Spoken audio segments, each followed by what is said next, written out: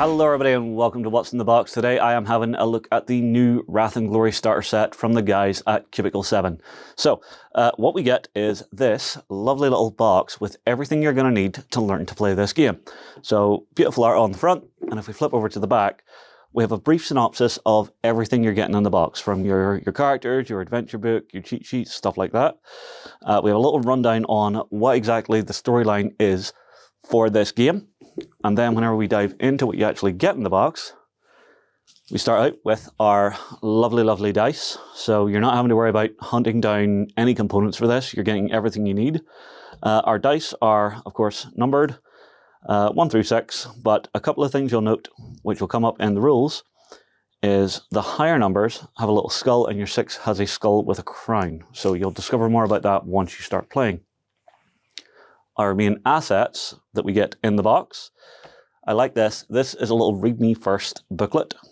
So we flip this over, open it up, and it is basically going to tell us what all of our different components are, what they're for, and who should be looking at them, be you GM or player.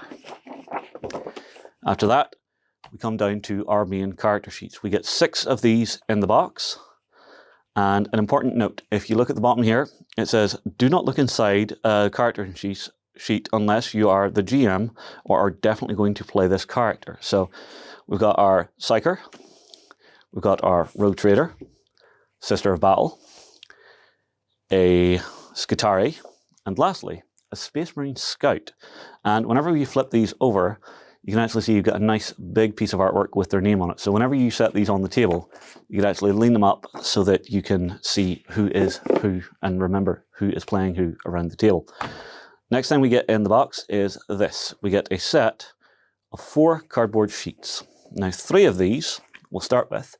These are cheat sheets, which you can hand out to your players. Say someone is unsure of what the Wrath dice is for.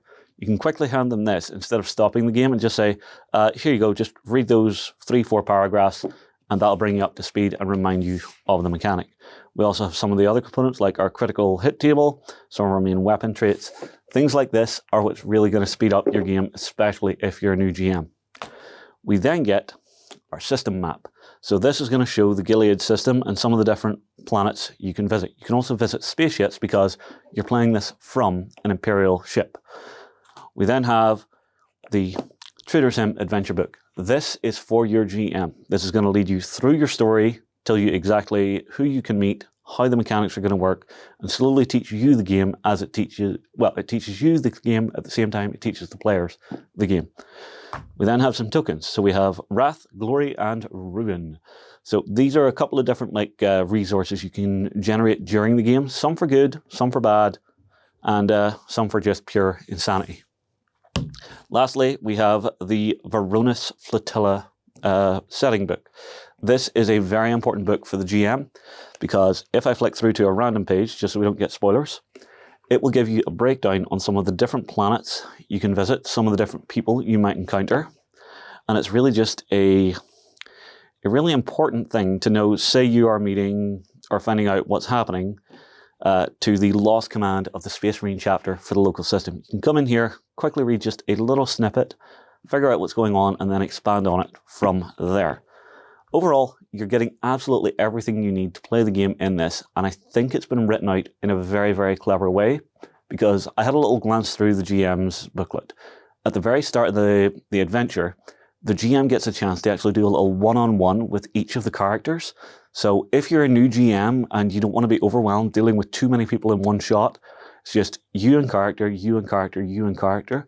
Really nice, easy way to just ease into the story, find out how that person's looking to play the character, and just give them some opportunities to really flesh out and get a feel for who they're playing. So that's the Wrath and Glory starter set. I quite like this. I think it's going to be very good. I may try and run this at home. But tell you what, drop your comments below, let me know what you think, and I'll see you again soon. Go ahead and check out our other content on screen now. And while you're at it, why not hit subscribe and remember to ding our dong. Go on, you know you want to click it. Go on.